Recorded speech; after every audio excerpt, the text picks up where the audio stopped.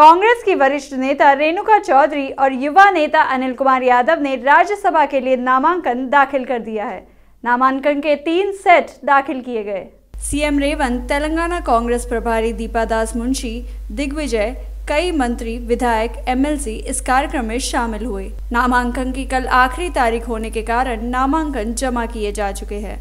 नामांकनों की जांच आज होगी। इससे पहले सीएम रेवंत रेड्डी ने रेणुका और अनिल को बी फॉर्म सौंपे। वदिराजु रविचंद्र ने बीआरएस से नामांकन दाखिल किया। कार्यक्रम में केटीआर, बीआरएस विधायक और एमएलसी ने भाग लिया। मालूम हो केसीआर ने एक बार फिर वदिराज के नाम की घोषणा राज्यसभा के लिए की है।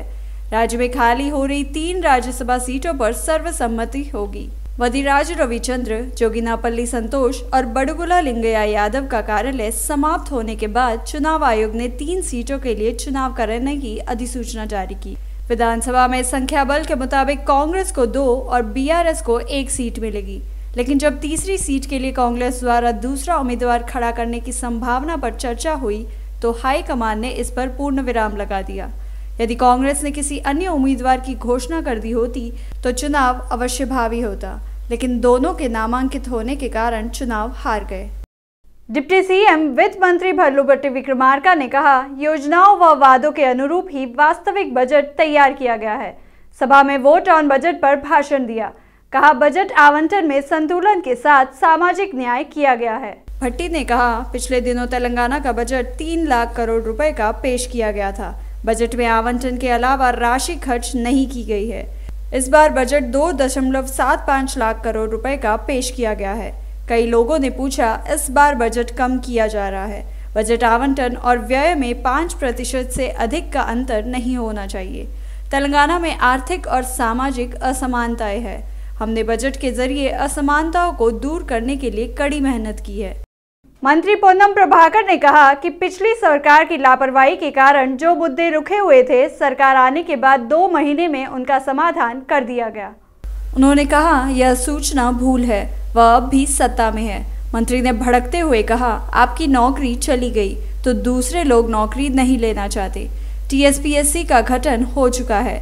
सरकार ने आयोग की नियुक्ति भी कर दी है। उन्होंने कहा, अधिसूचना की प्रक्रिया जारी रहेगी। मंत्री कोमटिरेड्डी वेंकट रेड्डी ने पूर्व मंत्री हरीश राव को संबोधित करते हुए कहा, महत्वपूर्ण टिप्पणियां की गई है। उन्होंने कहा, हरीश राव की टिप्पणी केसीआर, केटीआर की पीठ में छुरा झोंकने वाली है। उन्होंने कहा, आने वाले दिनों में बीआरएस पार्टी केटीआर, हरीश राव, कविता के नाम पर बढ़ जाएगी।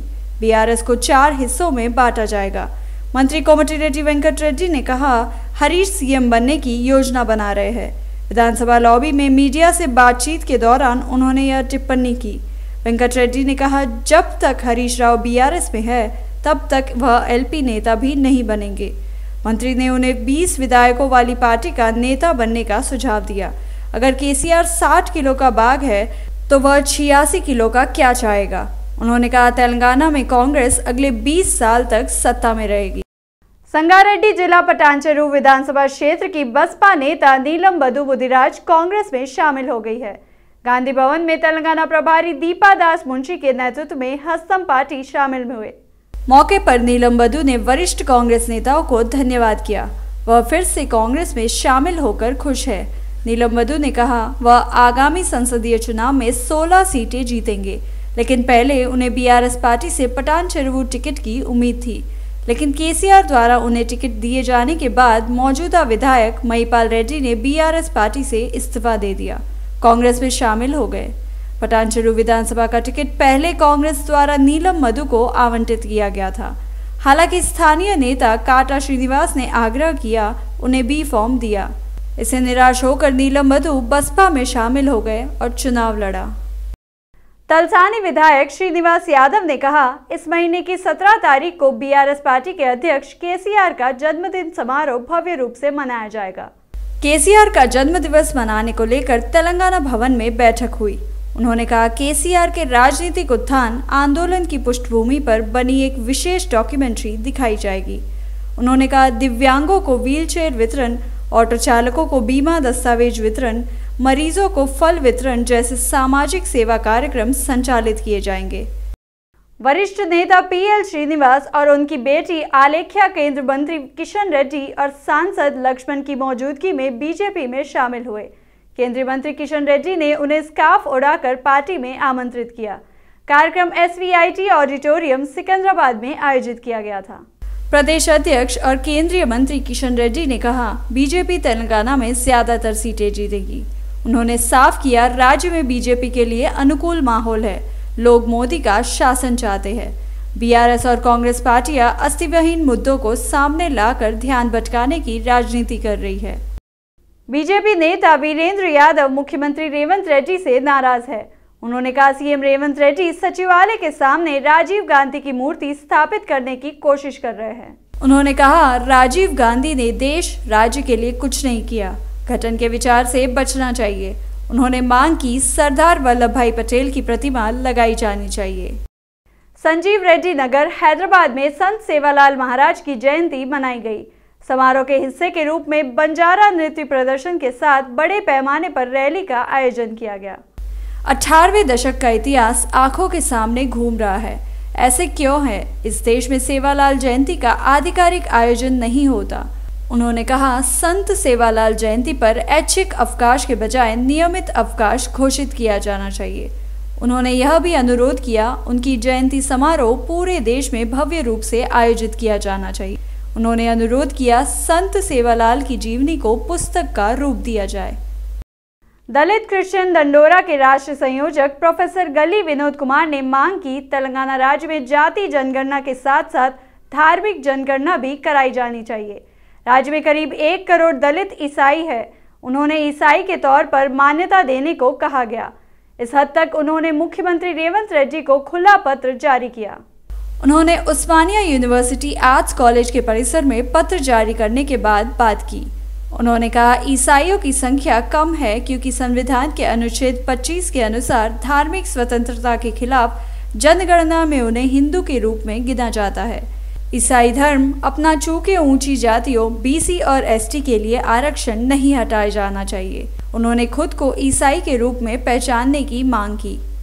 ICMIR राष्ट्रीय पोषण संस्थान के निदेशक डॉक्टर हेमलता ऑक्स बैराग में शहरी अपराध लचीलेपन के अध्यक्ष प्रोफेसर मार्कस केक के साथ। निदेशक ने कहा, यह ऐप इंडो जर्मन सहयोग से विकसित किया गया है। करीब 2 साल से कई रिसर्च के बाद nutri app beta version launch किया गया है। यह डेटाबेस वाली जानकारी देता है। न्यूट्री ऐप सिर्फ कैलोरी गिनाने वाला ऐप नहीं है, बल्कि यह जानकारी भी देता है कि हम सूक्ष्म विटामिन और खनिजों का कितना सेवन कर रहे हैं। इसके अलावा उन्होंने कहा, हम जो भोजन करते हैं उसका प्रकृति पर किस प्रकार का प्रभाव पड़ता है। अगर आप स्वस्थ भोजन खाएंगे तो प्रकृति को कोई नुकसान नहीं होगा। एसोसिएशन के अध्यक्ष सत्यनारायण गौड़ ने कहा, TNGOS सेंट्रल यूनियन के एसोसिएट प्रेसिडेंट जिन्होंने APNGOS के स्वामित्व वाली गच्चीबौली हाउसिंग सोसाइटी के लिए लड़ाई लड़ी, उनके खिलाफ भ्रष्टाचार किया जा रहा है। उन्होंने कहा, उन्होंने तेलंगाना क्षेत्र के कर्मचारियों की ओर से गच्चीबौली हाउसिंग सोसाइटी के लिए लड़ाई लड़ी। कर्मचारियों के नाम पर सोसाइटी का गठन किया। कुछ कर्मचारी उन पर अपनी सोसाइटी में सदस्यता न देने का आरोप लगा रहे हैं। सत्यनारायण गौड़ ने आरोप लगाने वालों को आगे आकर इस मुद्दे पर चर्चा करने की चुनौती दी। कहा, वे मुख्यमंत्री रेवंत रेड्डी से मिलेंगे। सत्यनारायण गौड़ ने कहा, कर्मचारियों को झूठी बातों पर विश्वास करके मूर्ख नहीं बनना चाहिए। CPI के राष्ट्रीय सचिव नारायण ने BRS प्रमुख KCR की आलोचना की। उन्होंने कहा, तेलंगाना के लोगों ने उन्हें अहंकार भ्रष्टाचार के कारण बताया। उन्होंने कहा, मेडीगड्ढा बराज के पिलर क्षतिग्रस्त हुए तो शिकायत कर रहे हैं, परियोजना बेकार हो गई। एक पूर्व मुख्यमंत्री ने कहा, इस तरह से बोलने का रिवाज नहीं है। 11 जगन ने उस्मानिया यूनिवर्सिटी डिवीजन के ACP के रूप में कार्यभार संभाला। DGP ने आदेश जारी कर अब तक ACP के तौर पर काम कर रहे सदैया को ट्रांसफर करते हुए उनकी जगह 11 जगन को नियुक्त किया। जगन, जिन्हें अंबरपेट पुलिस ट्रेनिंग कॉलेज से यह स्थानांतरित किया गया, पहले OU पुलिस स्टेशन के CI के रूप में कार्यरत थे। उन्होंने कहा, उन्होंने पहले उसी जमीन पर CI के रूप में काम किया था जहां उन्होंने पढ़ाई की थी। यहाँ ACP के रूप में वापस आकर वे बहुत खुश हैं। कानून व्यवस्था बनाए रखने के लिए कोई समझौता नहीं किया जाएगा।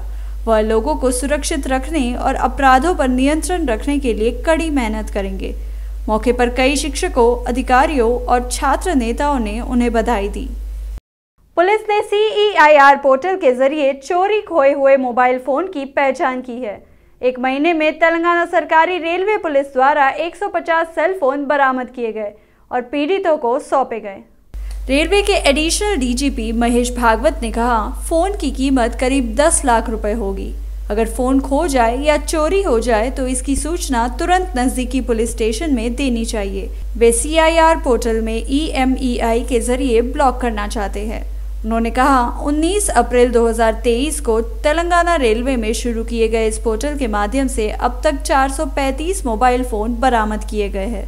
तेलुगु राज्यों के अलावा केरल, तमिलनाडु, UP, महाराष्ट्र, कर्नाटका, मध्य प्रदेश और बिहार राज्यों से भी बरामद किए गए। तेलंगाना कुंभ मेले के नाम से मशहूर मेडाराम समक्का सारलम्मा यात्रा की तारीखों को अंतिम रूप दे दिया गया है। पुजारियों ने घोषणा जारी की है कि मेला 21 से 24 फरवरी 2024 तक आयोजित किया जाएगा। वन देवताओं के दर्शन करने के बाद सब कुछ ठीक हो जाएगा। समक्का सारलम्मा के दर्शन श्रद्धालुओं में शक्ति प्रदान करता है। यह प्रकृति ही देवताएं है। समक्का सारलम्मा पर भक्तों की बहुत आस्था है। मेडाराम आदिवासी यात्रा एशिया का सबसे बड़ा मेला है। यह तेलंगाना के मुलुगु जिले के ताड़वाई मंडल के मेडाराम में हर 2 साल में एक बार आयोजित किया जाता है। मेडाराम पुजारियों ने वन देवताएं समक्का सारलम्मा 2024 की महायात्रा की तारीखों को अंतिम रूप दे दिया है। 21 फरवरी 2024 को सारलम्मा गिरिधराजू और गोविंदराजू को सिंहासन पर लाया जाएगा। 22 फरवरी को देवी समक्का देवी माता को सिंहासन पर लेकर आएंगे। 23 फरवरी को भक्त मन्नतें पूरी करते हैं। 24 फरवरी वन देवताएं वन में प्रवेश करेंगे और 28 फरवरी को मेडाराम यात्रा पूजा और समापन कार्यक्रम होंगे। मेडाराम यात्रा एक महत्वपूर्ण विधि है। पगिडिद्धराजू को लेकर आना है। पगिडिद्धराजू को आदिवासी संस्कृति और परंपराओं के साथ मेडाराम लाया जाता है। यात्रा में पगिडिद्धराजू का विशेष स्थान है। महबूबाबाद जिले के गंगाराम मंडल के पुनुगोंडला में यात्रा के एक दिन पहले पगिडिद्धराजू को दूल्हा बनाते हैं। इसके बाद यानी अगले दिन मंदिर पहुंचते हैं। इस दौरान बलि और विशेष पूजा करते हैं।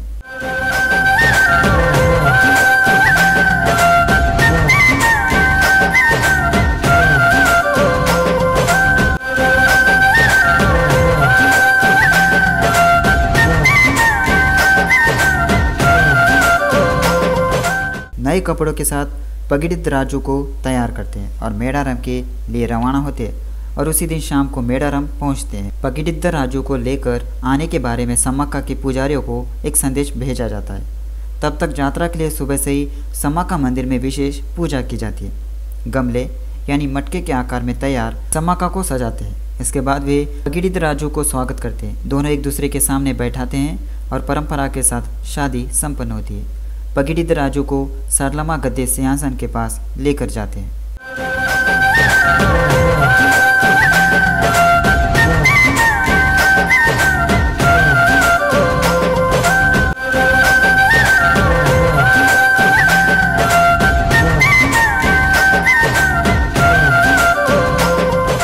उसी दिन कन्नेपल्ली में सारलम्मा की सुबह 2 से 3 घंटे तक विशेष पूजा की जाती है। इसके बाद में वे वहां से मेडाराम लेकर आते हैं। गद्दे के पास से यह इलाका 3 किलोमीटर दूर है।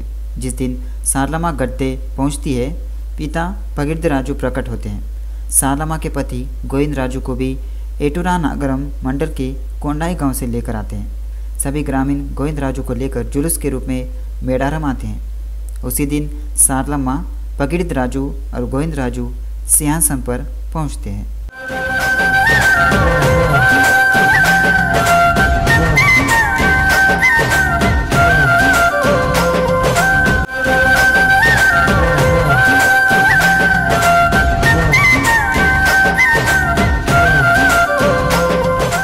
इसके बाद चिलकुल गुट्टा से समक्का को लेकर आते हैं। आधिकारिक तौर पर पुलिस बंदूक की गोलियों की सलामी देते हैं और यद्रू कोल्ला परंपरा के साथ समक्का को आमंत्रित करते हैं। लेकिन मेडाराम के उत्तर पूर्व में स्थित चिलकल गुट्टा पर एक नारा चट्टू के नीचे स्थित कुमकुम भारिंग के रूप में ही समक्का होती है। पुजारी कुमकुम भरनी के रूप में ही समक्का लेकर आते हैं। उसके बाद गद्दे यानी सिंहासन पर स्थापित करते हैं। मेडाराम यात्रा यही एक महत्वपूर्ण क्षण होता है। यह प्रक्रिया पूरी होने के बाद सभी मूर्तियां सिंहासन पर स्थापित होते हैं। इसके बाद यानी तीसरे दिनों के पश्चात भक्तों को दर्शन देते हैं। श्रद्धालु इन वन देवताओं की पूजा अर्चना करते हैं। मेले के अंतिम दिन वन देवताओं को वापस जंगल में भेज दिया जाता है। जैसे ही वन देवताएं मंदिर में प्रवेश करते हैं, मेडारम महाजात्रा परिपूर्ण हो जाता है।